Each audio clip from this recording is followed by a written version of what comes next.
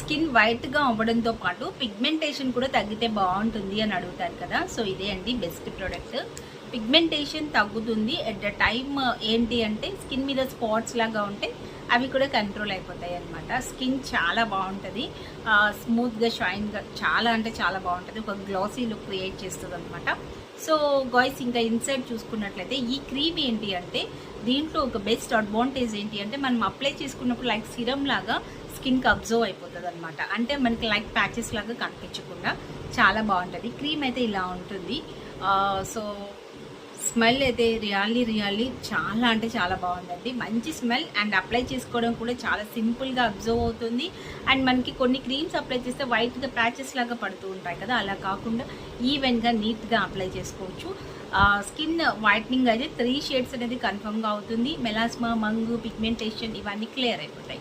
Guys కావాలి అనుకుంటే screen మీద ఉన్న నెంబర్కి వాట్సాప్లోకి వచ్చేయండి.